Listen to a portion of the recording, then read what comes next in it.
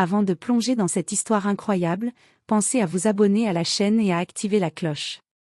Ici, chaque récit a quelque chose à dire, et vous ne voudrez pas en manquer un seul.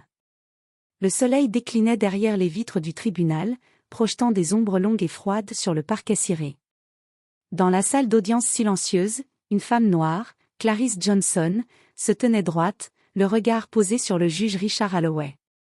Ses mains étaient jointes, sa respiration calme. Rien dans son attitude ne trahissait l'injustice qu'elle subissait. Holloway, un homme d'âge moyen au visage rigide et aux yeux sévères, scrutait Clarice avec un mélange de mépris et de certitude. Pour lui, elle n'était qu'une citoyenne parmi tant d'autres, peut-être un peu trop fière, peut-être trop insolente à son goût. Les accusations portées contre elle prétendus troubles à l'ordre public semblaient, à ses yeux, justifier son jugement rapide. « Vous comprenez la gravité de vos actes, madame ?» demanda-t-il d'une voix froide, tranchante. Clarice ne fléchit pas. Son calme était un mur invisible, solide et inébranlable. Pourtant, derrière ses yeux tranquilles, se cachait une force que Holloway ne soupçonnait pas, une femme qui connaissait le pouvoir, le vrai pouvoir, et qui n'avait pas besoin de crier pour se faire respecter. Le juge frappa du marteau. La sentence tomba, lourde et injuste. La salle se figea. Quelques murmures circulèrent, mais Holloway ne s'en souciait pas. Il croyait avoir fait son devoir. Il ne savait pas encore qu'en quelques instants, son monde allait basculer. Parce que Clarice Johnson n'était pas une citoyenne ordinaire. Elle était sur le point de lui révéler que le jugement qu'il venait de prononcer n'était pas seulement une erreur judiciaire, mais un affront à sa propre ignorance et à ses préjugés. Et dans le silence pesant de cette salle d'audience, le véritable pouvoir, celui qui n'a besoin d'aucune justification, se préparait à se manifester. Le matin était frais et humide lorsque Clarice Johnson entra dans le tribunal. Son tailleur impeccable et son port altier contrastaient avec l'agitation autour d'elle, des policiers, des journalistes, et quelques citoyens venus observer le procès. Malgré le brouhaha, elle avançait avec une assurance tranquille, comme si elle connaissait chaque recoin de ce lieu depuis toujours. À la barre, le juge Richard Holloway observait son arrivée avec un sourire subtil, teinté de condescendance.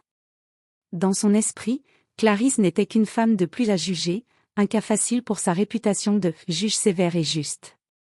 Il ne savait pas qu'il venait de rencontrer quelqu'un dont l'autorité allait éclipser la sienne en un instant.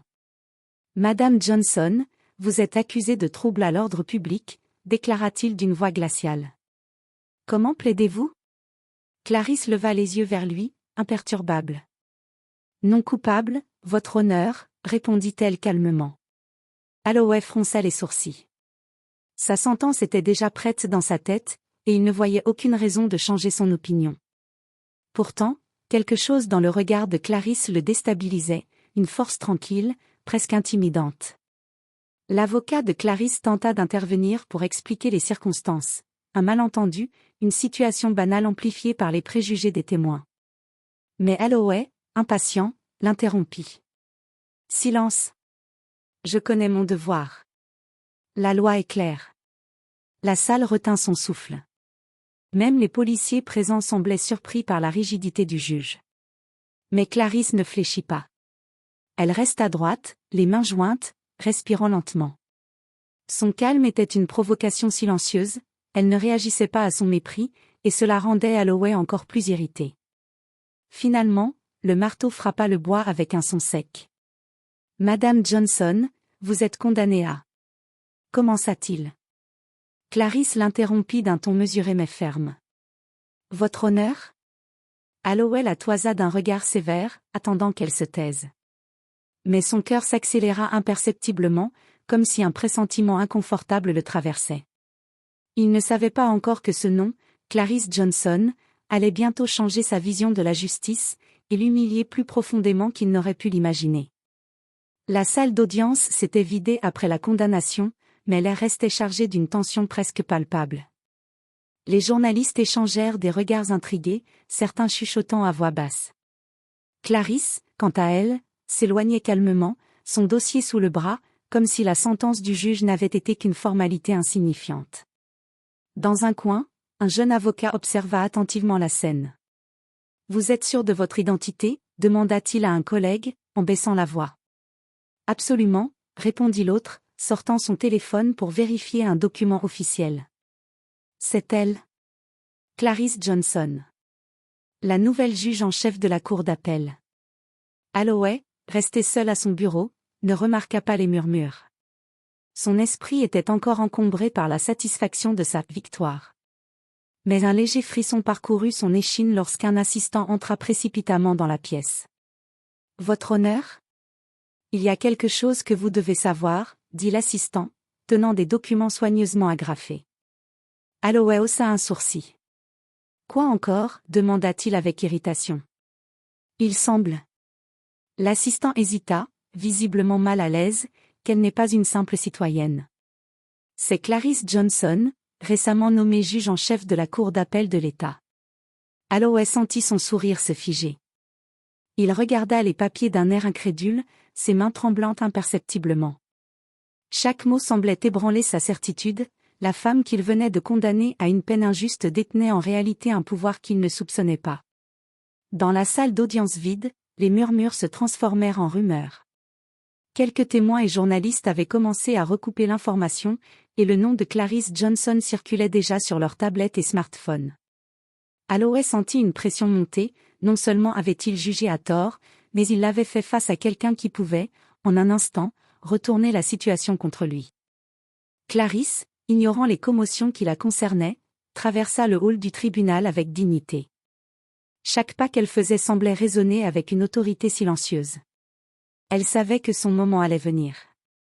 Alloway, lui, restait figé derrière son bureau, le visage pâle et l'esprit en proie à une panique silencieuse.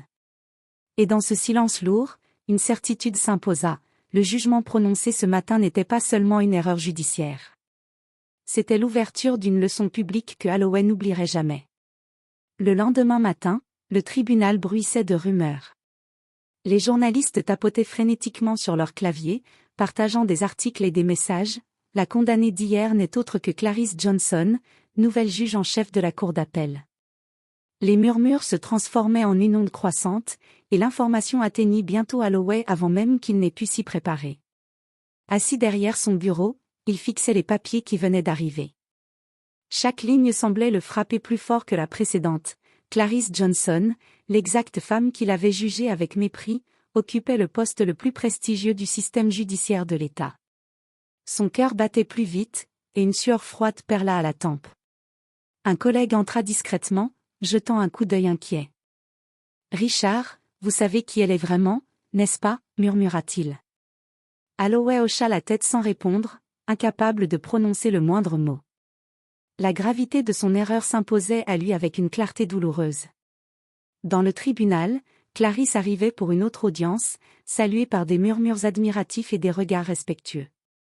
Ses mouvements étaient mesurés, chaque geste empreint de contrôle et d'assurance. Les témoins et avocats qui l'avaient aperçu la veille parlaient à voix basse de son calme légendaire et de sa maîtrise parfaite de la situation. Alloway, conscient que tous ses yeux allaient maintenant le scruter, sentit le doute s'installer profondément en lui. Chaque pas de Clarice résonnait dans son esprit comme un rappel de son arrogance passée. Il avait jugé trop vite, aveuglé par ses préjugés. Maintenant, il devait faire face aux conséquences non seulement sur sa réputation, mais aussi sur son autorité dans cette salle où il pensait régner. Le tribunal, d'habitude silencieux et formel, semblait frémir d'une tension nouvelle. Clarice, parfaitement consciente de son aura, ne s'arrêtait jamais pour regarder Alloway. Pourtant, chaque mouvement qu'elle faisait lui rappelait l'humiliation imminente qui l'attendait. Alloway comprit alors quelque chose qu'il n'avait jamais envisagé. Le pouvoir véritable ne se trouve pas dans la position ou dans la couleur de la robe, mais dans la maîtrise de soi et la dignité. Et jusqu'à présent, il venait de sous-estimer la force de Clarice Johnson, à ses propres dépens. La salle d'audience était pleine à craquer ce matin-là. Les journalistes étaient présents en nombre, anticipant chaque mouvement, chaque mot. Alloway, toujours au siège du juge, sentait le poids de l'inconnu peser sur ses épaules. Il essayait de se concentrer sur les affaires du jour, mais son esprit revenait inlassablement à Clarice Johnson et à l'onde de choc provoquée par la rumeur de son identité. L'avocat de Clarice entra, un dossier imposant sous le bras.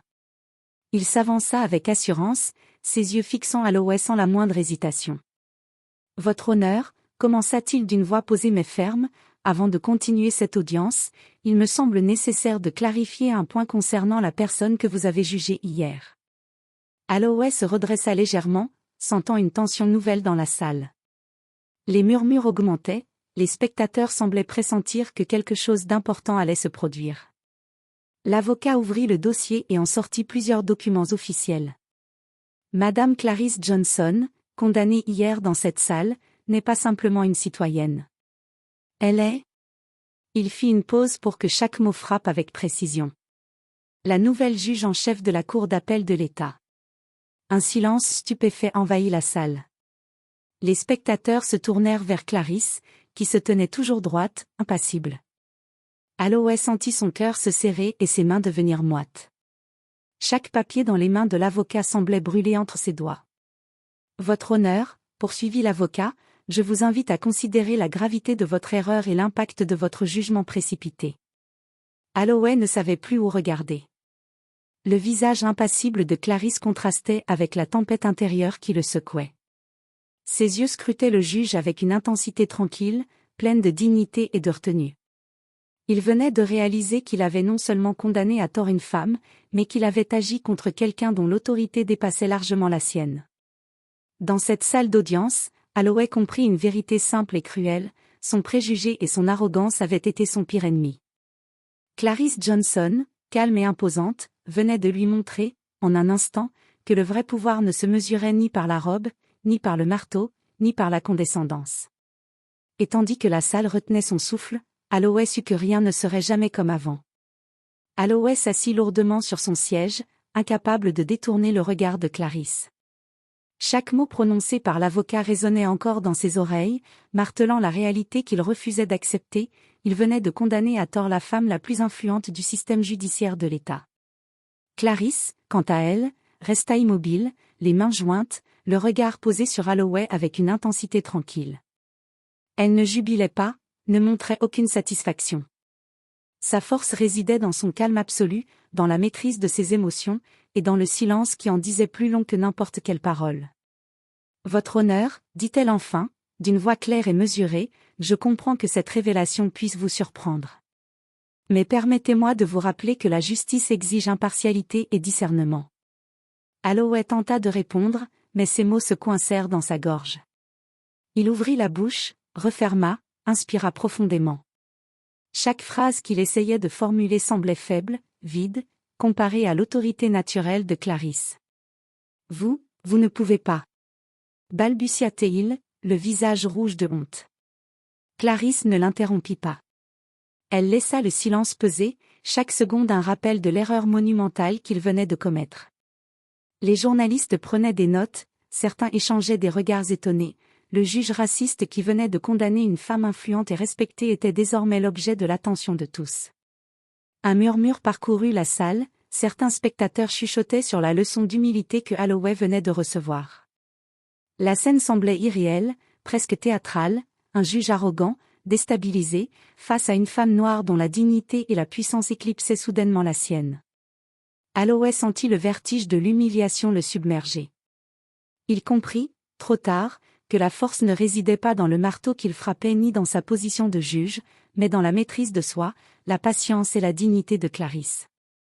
Dans ce moment suspendu, il y avait une leçon claire, écrite pour tous ceux qui sous-estiment les autres, le pouvoir véritable ne s'impose pas par la peur ou le mépris. Il se révèle dans le calme, la sagesse et le respect que l'on inspire naturellement. Et Clarice, immobile et sereine, venait de le lui enseigner.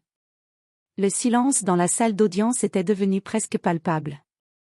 Holloway, encore tremblant intérieurement, sentait le poids de chaque regard posé sur lui.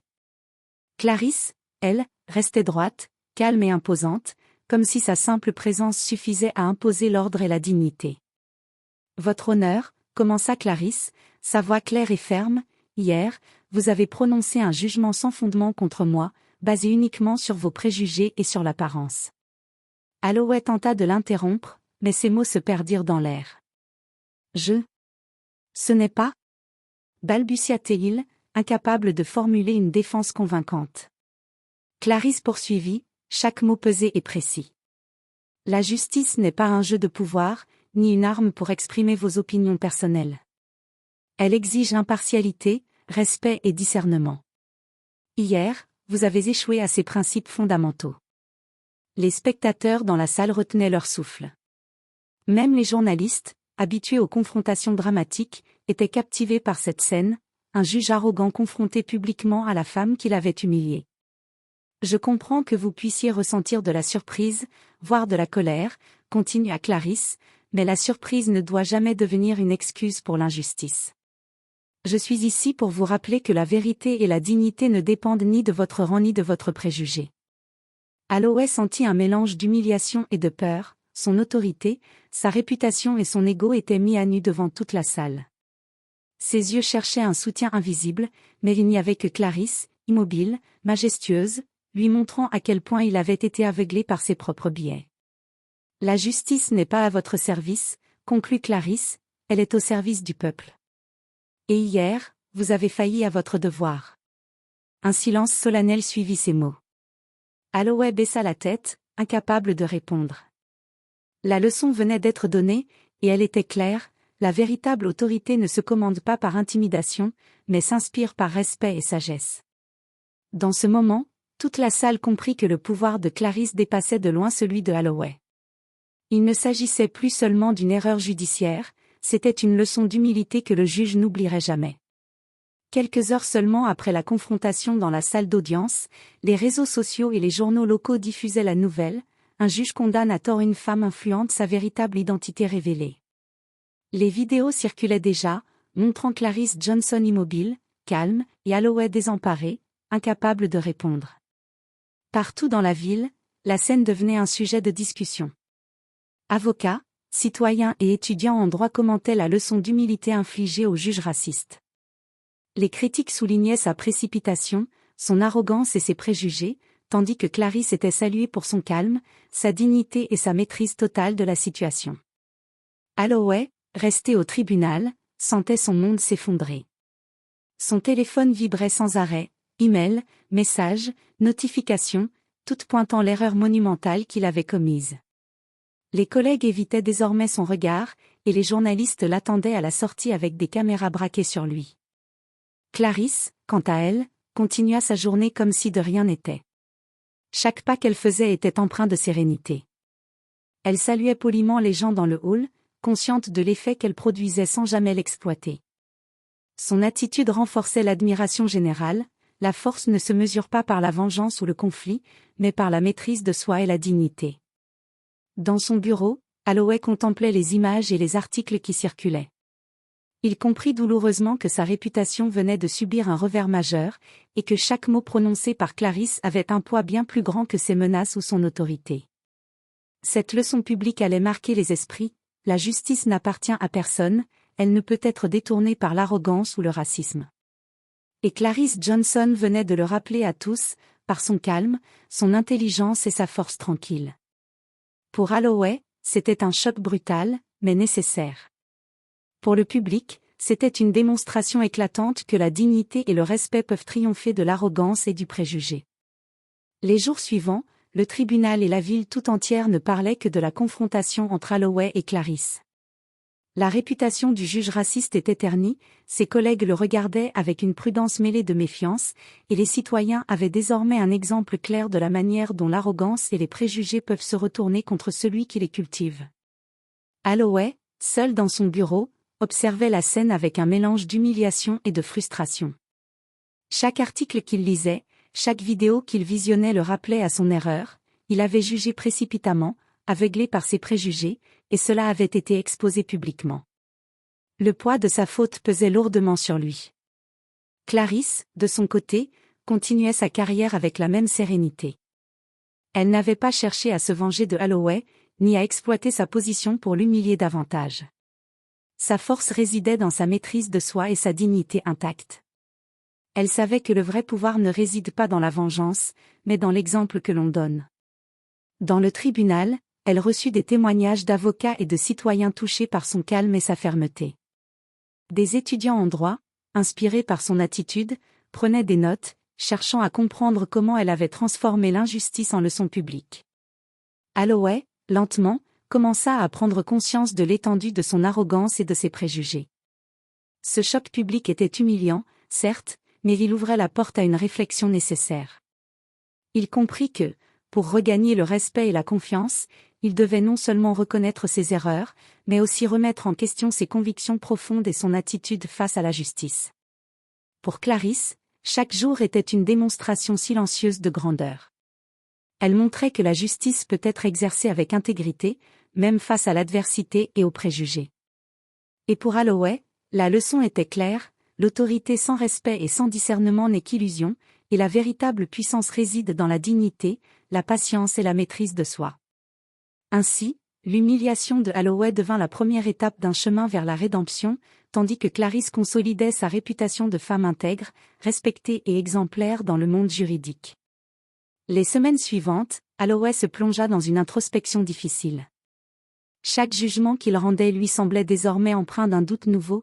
Avait-il laissé ses préjugés influencer ses décisions? Avait-il été juste envers toutes les personnes qui s'étaient présentées devant lui? Il assista à plusieurs audiences, silencieux et attentif, observant ses collègues, les avocats et les justiciables. Chaque interaction lui rappelait la leçon de Clarisse Johnson: la justice ne peut exister sans impartialité et sans respect. Il commença à prendre conscience de ses erreurs passées et à réfléchir à la manière dont il pourrait se racheter. De son côté, Clarisse poursuivait son travail avec la même dignité et le même calme. Son exemple inspirait non seulement les avocats et étudiants, mais aussi les citoyens qui avaient suivi l'affaire. Elle ne cherchait pas à humilier Holloway davantage, mais à montrer que la justice pouvait triompher de l'arrogance et du racisme, et que l'intégrité pouvait briller même dans les moments les plus injustes. Un jour, Holloway la croisa dans le couloir du tribunal. Il s'inclina légèrement, tête baissée, une manière silencieuse de reconnaître son erreur. Clarisse hocha la tête, un léger sourire de compréhension sur les lèvres, sans un mot accusateur. Ce simple geste symbolisait plus que n'importe quel discours, la reconnaissance d'une faute et la possibilité de changement. Dans le tribunal, chacun remarqua ce moment. Holloway avait commencé son chemin de rédemption, et Clarisse restait le modèle lumineux de dignité et de force. La leçon était claire. La véritable autorité ne se mesure pas par le rang ou le marteau du juge, mais par la sagesse, l'intégrité et la capacité à inspirer le respect. Et tandis que Holloway entamait ce long chemin de remise en question, Clarisse consolidait sa réputation de femme intègre, respectée et exemplaire dans le monde juridique, laissant une empreinte durable sur tous ceux qui avaient été témoins de l'affaire. Les mois passèrent, et l'affaire de Holloway et Clarisse devint un exemple cité dans les tribunaux et les écoles de droit de tout l'État. La ville se souvenait de la leçon: l'arrogance et les préjugés peuvent ruiner une carrière, tandis que la dignité et l'intégrité inspirent le respect. Holloway, transformé par cette expérience, avait entamé un processus sincère de remise en question. Il suivait des formations sur l'impartialité et le racisme systémique, et chaque audience était désormais une occasion d'appliquer les principes qu'il avait ignorés par le passé. Ce chemin vers la rédemption était long, mais la leçon de Clarisse l'accompagnait à chaque instant. Clarisse, elle, poursuivait sa carrière avec la même sérénité et la même excellence qui avaient marqué ses premières apparitions publiques.